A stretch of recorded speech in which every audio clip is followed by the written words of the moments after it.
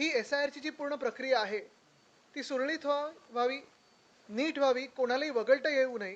जे रितसर चांगले जे रितसर या देशाचे नागरिक आहेत, मतदार आहेत. हस्तक्षेप असावा, राजकीय हस्तक्षेप त्याच्यात किती नसावा. निवडणूक प्रक्रिया करताना ज्या काही नावं येतील त्या नावाची ज्या वेळेला व्हेरिफिकेशन होईल ते व्हेरिफिकेशन करत असताना जी नावं नोंदणार, जी नावं कमी होणार त्याची माहिती ही पूर्णपणाने BLOना मिळाली पाहिजे. आणि ती यादी ज्या आम्ही मागितलेल्या अशा 36 प्रक्रियेमधल्या काही सूचना आम्ही केलेल्या आहेत त्या आम्ही निवडणूक आयोगाला दिलेल्या आहेत. मला वाटतं की त्यांनी त्याची गांभीर्याने नोंद घेतली. काही गोष्टी ज्या आहेत ते राज्य स्तरावर ते निर्णय घेतील, काही गोष्टी ज्या आहेत ते त्यांच्या केंद्रामध्ये असलेल्या निवडणूक आयोगाला ते कळवलेले आहेत, त्यांनी मान्य केलेलं आहे. आणि तशा पद्धतीच्या प्रक्रिया करताना आम्ही त्यांना सांगितलं की ही प्रक्रिया करताना जो मुदत दिलेली आहे ती जर आता 3 वर्ष निवडणुकीला वेळ आहे तर ती मुदत जरी आम्हाला वाढवून मिळाली तरी त्यामध्ये प्रक्रिया करताना चांगल्या प्रकारची प्रक्रिया होऊ शकते.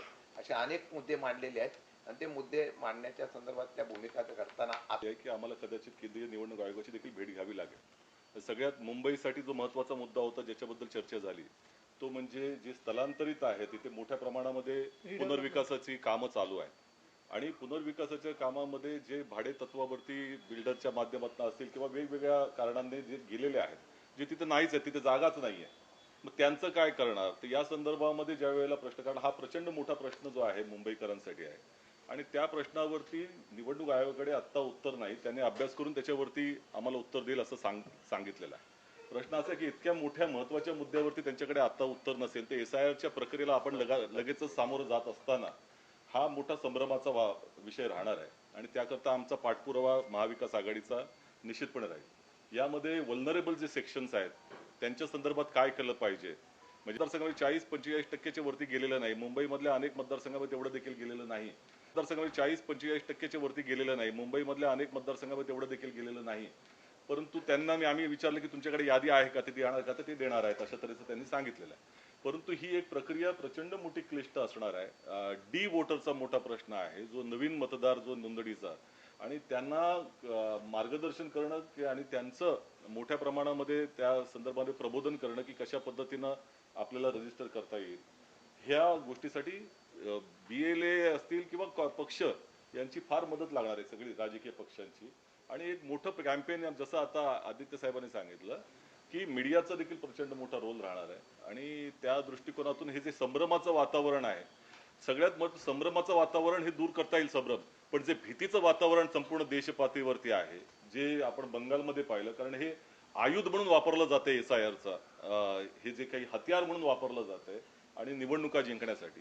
आजही आम्ही पाहिलं की जवळपास BLAची यादीमध्ये 52,000 पेक्षा जास्त BLA भाजपचे झालेले देखील आहेत. प्रश्न असा आहे की या संदर्भामध्ये त्यांची जी काही जागरूकता ही नागरिकांच्या हितासाठी नाही आहे, ती स्वहितासाठी आहे. त्यामुळे त्याच्या दृष्टिकोनातून आम्ही सगळेजण एकत्र, तिन्ही पक्ष एकत्र येतो आहोत आणि लोकशाहीच्या संरक्षणासाठी ही अत्यंत गरजेची गोष्ट आहे असं आमचं सगळ्यांचं एकमत आहे. आणि त्यामुळे ह्याचा पाठपुरावा आम्ही करत राहणार आहोत. याच्याही पुढे या संदर्भामध्ये आठवड्यानं भेटणं हे निवडणूक आयोगाशी चालणार आहे. ही प्रक्रिया अत्यंत जनतेच्या खऱ्या अर्थानं महत्वाची आहे आणि राजकीय पक्षांच्या आणि विरोधी पक्ष म्हणून लोकशाहीच्या अस्तित्वाची आहे आणि त्यासाठी आम्ही सगळ्यांचे एकमत आणि एक दिलाने प्रयत्न आहेत. सर्वात एक महत्वाचा मुद्दा आम्ही सगळ्यांनी मांडलेला आहे की BLO म्हणून जे काही कर्मचारी नियुक्त केलेले आहेत त्या कर्मचाऱ्यांचा मागचा अनुभव बघता विधानसभेच्या वेळेचा त्या कर्मचाऱ्यांच्यावर राजकीय कुठल्याही प्रकारचा दबाव किंवा राजकीय त्याचा दबावाचा वापर करून त्यांचं निपक्षपणाने काम जेव्हा काय होतंय याच्यावर आम्ही निश्चितपणे बारकाईने लक्ष ठेवणार. महाराष्ट्रामध्ये 1,00,000 बूथ आहे त्याच्यावर BLA जे राजकीय पक्षांकडून अपॉइंट केले जातात, अशा वेळेला जर भाजपनं जर 52,000 पर्यंत केल्याचं तुम्ही सांगताय तर 3 पक्ष म्हणून तुम्ही आता या लेवलला कुठे आहात आणि जर तुमच्याकडून याच्यामध्ये काही कुठलाही होत असेल तर केवळ मग सिस्टीमला दोष देण्यात काय. आलोकजी, याच्यात कसं आहे की आम्ही जे आपण सांगताय आकडेवारी, आता ही आकडेवारी निवडणूक आयोगाच्या पेपरवरती आहे. अर्थात आमची कामं आम्ही करत आहोत, BLA परत वाढवण्याचा प्रयत्न करत आहोत, ते सगळं आहेच. पण मुद्दा असा आहे की आमच्याकडून जे महानगरपालिकेच्या आधी आणि विधानसभेच्या नंतर जे आम्ही नावं काढून दिली होती की हे संभाव्य दुबार आहेत किंवा ही नावं बोगस आहेत किंवा ह्या घरांमध्ये एवढी लोक बोगस राहत आहेत, त्याच्यावरही पुढे काही कारवाई निवडणूक आयोगाने केली नव्हती. आता आपल्याला आठवत असेल साधारणपणे लोकसभा आणि विधानसभेच्या मध्ये जी नावं आम्ही शोधून काढली की ही एवढी वाढलेली आहेत, त्याचं पुढे काय होणार ह्याच्यावर आम्ही इथं स्पष्टीकरण मागितलेलं आहे. जसं 17 लाख नावं आम्ही मुंबई महानगरपालिकेच्या वेळीची संभाव्य दुबार ही काढून दिली होती. अर्थात त्याच्यात काही काही कॉमन मराठी नाव असतील किंवा कॉमन नावं जी होती त्याच्यात एकच नाव फोटोविना 6-7 वेळा एकच यायचं की संभाव्य दुबार म्हणून. आता ही देखील आम्ही त्यांना विनंती केलेली आहे आणि कदाचित त्याचं काम सुरू आहे त्यांच्याकडे की असं तुमच्याकडे एक सॉफ्टवेअर असलं पाहिजे. नाही तर आमची मदत घ्या तुम्ही, त्याच्यात एक सुद्धा बिहेली असण्याची गरज नाही, आम्ही तुम्हाला आमच्या ऑफिसमधून देतो. पण जर आलोक देशपांडे हे नाव 7 वेळा येत असेल तर तुमचा फोटो त्याला मॅच होतोय का, तर ते सॉफ्टवेअर तुम्ही आता केलं पाहिजे. जर एवढी यंत्रणा पुढे गेली, आर्टिफिशियल इंटेलिजन्स आलेला आहे. आता अजून एक वेगळी चर्चा देशात चालू आहे की आपला देश आर्टिफिशियल इंटेलिजन्समध्ये जगाच्या कुठेही याच्यावर नाही आहे, त्याच्यात मागे पडतोय आपण. पण हे होत असताना कमीत कमी निवडणुकीसाठी आर्टिफिशियल इंटेलिजन्स लावून किंवा जे काही सॉफ्टवेअर लावून तुम्ही संभाव्य दुबार, ते खरोखर संभाव्य दुबार आहेत की वेगळी नावं, एकाच नावाचे वेगळी लोक आहेत, हे फोटोच्या ह्यानी तरी शोधायला पाहिजे. तर आम्ही आमचं कर्तव्याचं पालन करत आहोत आणि आपलं बरोबर 100% आम्ही पक्ष म्हणून प्रत्येकजण महाविकास आघाडीतला आता त्याच्याच मागे लागलेलो आहे. प्री मॅपिंग सुरू झालेलं आहे, BLA वाढवायचं कसं सुरू झालेलं आहे, अगदी घरोघरी आम्ही पोहोचत आहोत. आपल्याला आठवत असेल महानगरपालिकेच्या आधी पण शिवसेना उद्धव बाळासाहेब ठाकरे पक्षाने आम्ही कुठे तेव्हा त्याचं हे नव्हतं केलं कुठे प्रेसमध्ये वगैरे, पण शाखेत जाऊन आम्ही घर टू घर मॅपिंग केलं होतं आणि बोगस मतदार काढले होते. तर जसं मी सांगितलं ना, जबाबदारी दोघांकडे आता ही. यांनी एक मुद्दा यांनी एक जो मुद्दा सांगितला तो आम्ही परत सांगतो. आम्ही ही मागणी केलेली आहे, तुम्ही त्याचं सांगितल्याप्रमाणे. पण काय होतं, एकाच नावाचे बऱ्याच व्यक्ती असल्यामुळे ते दाखवण्यासाठी अडचण होते. पण आता त्यांनी मला वाटतं केंद्र निवडणूक आयोगाला त्यांनी कळवलेलं आहे की त्यांनी एक सॉफ्टवेअर मंजुरीला पाठवलेलं आहे, त्यात फोटो असेल, त्या फोटोवरून दुबार नावं काढण्याच्या संदर्भातून त्यांना योग्य होईल. नाही, आता काही राज्यांचा निकाल पाहिला तर आतापर्यंत 70% पर्यंत प्री मॅपिंग झालंय असं त्यांच्याकडून सांगितलं जातं. आतापर्यंत झालेलं क्लिअर असलं असं वाटतं तुम्हाला, काय त्याबद्दल डाऊट? ह्याच्यावर जे डाऊट्स होते ते आम्ही आज पूर्ण एक मोठी यादी घेऊन गेलो होतो. अर्थात हे काही पूर्णपणे 100% विश्वास निवडणूक आयोगावर आहे असं कोणाचंच म्हणणं नाही आहे. देशात कुठचाही व्यक्ती म्हणणार नाही, मला वाटतं भाजपतले मधले म्हणणार नाही. पण मुद्दा हाच आहे की 70% मॅपिंग झालं असेल किंवा पुढे जे मॅपिंग होणार आहे हे आम्ही पूर्णपणे जसं हे SIR चालवतात तसं आम्ही आमच्या पक्षांमधून पण एक SIR चालवत आहोत. महाविकास आघाडीचं एक यंत्रणा आमची आता कामी लागलेली आहे आणि जेव्हा खरोखर SIR सुरू होईल तेव्हा देखील आम्ही ऍक्टिव्हली घर टू घर जाऊन लोकांना मदत करून किती त्याच्यात आपण मदत करू शकतो. बरं, त्याच्यानंतर पण जे काही अपीलमध्ये जाणार किंवा ॲड्ज्युडिकेशनमध्ये जाणार त्याच्यासाठी पण आम्ही यंत्रणा उभी केलेली आहे. आणि आम्ही जसे आमचे सॉफ्टवेअर्स बनवलेले आहेत पक्षाचे, तसंच निवडणूक आयोगाने पण बनवावं, पारदर्शकता यावी. आदित्यजी, काही बंगाल बघितलं किंवा इतर ठिकाणी देखील अल्पसंख्याक मतांना खास करून टार्गेट केलं गेलं. मुंबईत बघितलं अगदी काही वेळापूर्वीची घटना आहे की एक अतिक्रमण हटवताना लाठीचार्ज करावा लागला. मोठ्या प्रमाणात अल्पसंख्याकच तिथे. तुम्हाला असं वाटतंय की SIRच्या प्रक्रियेमधून देखील एक स्पेसिफिक टार्गेट महाराष्ट्रात देखील केलं जाईल की ही मतं जी आपल्याला मिळणारच नाहीये त्यांना? बघा, दोन गोष्टी आहेत. एक, आत्ता जी आमची चर्चा झाली ती चांगली झाली, सकारात्मक झाली आणि कदाचित जर ही चर्चा याचं फलित काही चांगलं निघालं तर विश्वास ठेवण्यासारखी गोष्ट आहे. पण दुसरी बाजू ही देखील आहे की जी जागतिक पातळीवर चर्चा चालू आहे, फक्त आपल्या देशात नाही, जागतिक पातळीवर. ती बंगशाला आम्ही काम यात्रेने काम नाही होणार आहे, याच्यात आत्ता घरोघरी जाऊन काम होणार आहे. हिंदी में जानना चाहिए आपसे, आप लोग बांद्र्यातल्या कारवाई संदर्भात आपलं नेमकं मत काय आहे? त्या ठिकाणी शरीफ नगरवरती सरकारकडनं जी कारवाई सुरू आहे, लाठीचार्ज त्या ठिकाणी झालेला आहे, आता पोलिसांवरती देखील दगडं मारली जात आहेत स्थानिकांकडून. मला वाटतं थोडी त्याच्यावर माहिती घ्यायला लागेल आम्हाला. आजचा विषय पूर्ण वेगळा आहे, तर ती माहिती पूर्ण आल्यानंतरच आम्ही बोलू शकतो त्याच्यावर. तुम्ही केंद्रीय निवडणूक आयोगाला भेटा, थोडं सांगितलं जसं काही तुम्ही आपण एका आणि कधी भेटणार आहे, कोण कोण? आता ते भाजपच्या कामात केवढे व्यस्त आहेत ते पाहून आम्ही त्यांची वेळ घेऊ. ते पुढच्या निवडणुकीत व्यस्त झाले असतील पंजाब वगैरेसाठी, पंजाब आणि उत्तर प्रदेश. पण निश्चितपणे एक आहे, म्हणजे मी याला गंमत नाही बोलणार जरी आपण गमतीचा भाग बोललो तरी, पण एक आहे की काही गोष्टी खरोखर ह्यांच्या ज्या हातात नाही आहेत त्याच्यासाठी आम्हाला केंद्राशी चर्चा करायला लागेल, तर तिकडचे आमचे नेते बोलतील त्यांच्याशी. आपले खासदार सध्या विरोधी पक्ष म्हणजे सत्ताधारी पक्षांच्या संपर्कात असल्याची जी जोरदार चर्चा, ऑपरेशन टायगरची चर्चा आहे, अनेक खासदार हे एकनाथ शिंदे असतील किंवा मंत्रींनी घ्यावी, त्याच्यानंतर वित्तमंत्र्यांनी घ्यावी, धर्मेंद्र प्रधानांनी घ्यावी. आज हे कोण आमदार आमच्याकडे येत आहे, आमचे खासदार कुठे जात आहेत, कोण नगरसेवक आमच्याकडे येते, हे सगळं एका बाजूला. पण दुसऱ्या बाजूला आपण जर पाहिलं तर देशाचे हाल खरोखर बिघडलेले आहेत. रुपये कितीवर आहे आता? रुपया रात्रीवरून किती वेळ जाणार? अब की बार 100 पार होणार आहे ते. बरोबर आहे, त्याच्याबद्दल बोलावं. बॅलन्स ऑफ पेमेंट प्रॉब्लेम झाला त्याच्याबद्दल बोलावं. सेन्सेक्स काल पडत होतं त्याच्याबद्दल बोलावं. साधारणपणे आता जगभरात काल परवाकडे जी प्रेस कॉन्फरन्स होणार होती पण झाली नाही त्याची चर्चा सुरू आहे, त्याच्यावर बोलावं. हे राजकारण थोडंसं बाजूला ठेवून देशाची परिस्थिती काय आहे ना त्याच्यावर बोलावं. कारण मध्यंतरी जी अपील झालं प्रधानमंत्री महोदयांकडून की फॉरेनला जाऊ नका, फॉरेनला कोण गेले? नंतर आपण पाहिलं असेल सोनं घेऊ नका.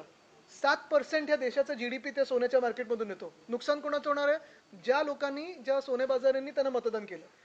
साधारणपणे वर्क फ्रॉम होम, तुम्ही मला सांगा वर्क फ्रॉम केलं तर मला वाटतं हे राजकारण बाजूला ठेवून भाजपने ह्याच्यावर पण चर्चेवर पुढे यावं. राज्यात तेल संकट मोठं आहे. शेतकऱ्यांना शेतीसाठी लागणाऱ्या ट्रॅक्टरमध्ये भरायला तेल नाहीये. पंपांवरती इथेनॉल मिळेल ना आता खूप.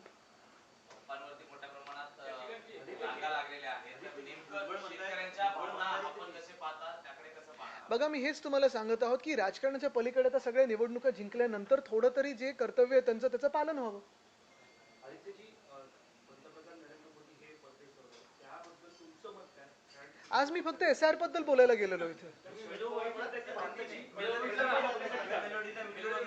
नाही, आज आम्ही सगळेच पुन्हा एकदा मी आपल्याला महत्त्वाच्या मुद्द्यावर आणतो. कारण कितीही आपण वेगळीकडे जायला लागलो तरी सचिनजी आहे तिथे, शशिकांतजी आहे तिथे, मी आहे, जयंतजी होते, बंटीजी होते, आम्ही अंबादासजी होते, सगळेच आम्ही गेलो होतो एकाच कारणामुळे की तुमचा मतदानाचा अधिकार हा तुमच्याचकडे असावा आणि भलत्या राज्यात नसावा आणि कोणीतरी तिथून येऊन तुमचं मतदान करू नये याच्यासाठी आम्ही तिथे होतो. नीट परीक्षेला घेऊन दररोज नवीन नावं जी आहेत ती समोर येत आहेत. एक मिनिट, हे झालं तर नीटवर पण बोलू. तुम्ही तर सेम उत्तर कॉपी पेस्ट करून द्या. त्यांनी सांगितल्याप्रमाणे फक्त आता SR बरोबर आम्ही बोलतोय, पण तुम्ही सांगितल्याप्रमाणे आमच्याकडे काही लोक संपर्कात येत असतील. पण दुर्दैव असं आहे की जे काही 3-4 महत्वाचे लोक पकडले गेलेत ते महाराष्ट्रातूनच आहेत. पण मुद्दा हाच येतो की जशी बेंगलची निवडणूक केली गेली, CRPF, BSF वगैरे सगळं परिवार गेले 2-3 वर्ष ज्या अभ्यासाच्या ह्याच्यातून जातात, त्यांचे फीवर खर्च जो झाला असेल, जे काही टेन्शन असेल, स्ट्रेस असेल, याला जबाबदार कोण आहे? पण धर्मेंद्र प्रधान आहे कुठे? राजीनामा घेतलाय का त्यांचा? निर्मलाताई आहेत कुठे? जे आम्हाला सांगत होते की डॉलर मजबूत होते, रुपया कमी नाही होते, तर डॉलर काय जिम मध्ये गेले मजबूत व्हायला?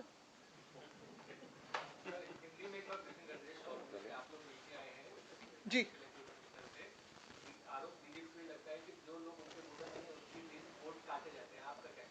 आज महाविकास आघाड़ी के सारे जो मित्र पक्ष है उन्होंने इलेक्शन कमीशन के CEO के साथ आज मुलाकात की. एक पॉजिटिव मुलाकात हम कह सकते हैं क्योंकि हमने इसमें लगभग 40 अलग अलग विषयों पे चर्चा की.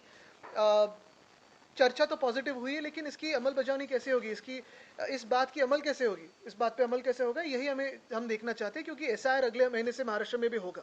SIR पे बहुत चर्चा है, दुनिया भर में चर्चा है कि जो बंगाल की चुनाव हो या बिहार के चुनाव हो वो SIR के बल पे ही जीता था. और यही बात हम कहते हैं कि आज तक जो पिछले 5-6 सालों में हम देख रहे हैं कि चुनाव आयोग अभी फ्री एंड फेयर रहा नहीं है, हमारे देश में लोकतंत्र रहा नहीं है. दुर्भाग्य से कहना पड़ता है कि हमारे देश में कभी लोकतंत्र था और चुनाव आयोग कभी फेयर हुआ करता था, फ्री एंड फेयर हुआ करता था. आज अभी के तारीख में चुनाव आयोग ये भाजपा के दफ्तर से काम करता है. चुनाव लगा हुआ है. बराबर है, और यही बात है. तो इसी पे चर्चा करने हम गए थे. चर्चा तो पॉजिटिव हुई लेकिन आगे भी हम काम करते रहेंगे इसमें.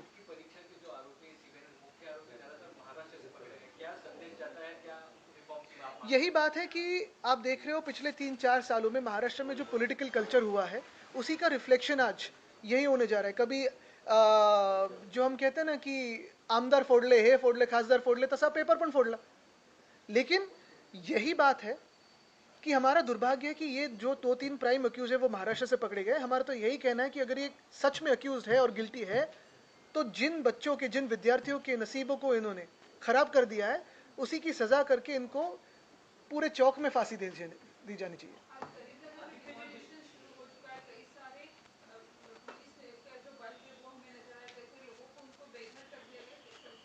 इससे थोड़ी और इन्फॉर्मेशन पे ही बात करना होगा, लेकिन जो भी नोकझोंक हो रही है उसके लिए कोई जिम्मेदार है क्या, वहाँ कोई एक्स्ट्रा कॉन्स्टिट्यूशनल अथॉरिटी जारी है क्या, इस पे भी देखना होगा.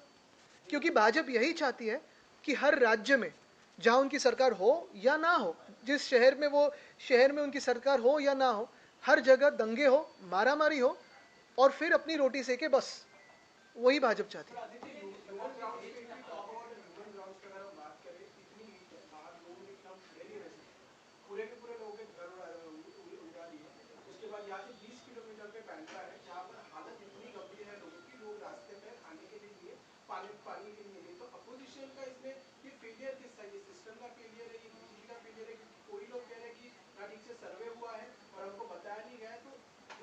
ये शायद आपके क्वेश्चन का फेलियर है कि भाजपा और ह्यूमन ग्राउंड्स को आप एक लाइन में ला रहे हो।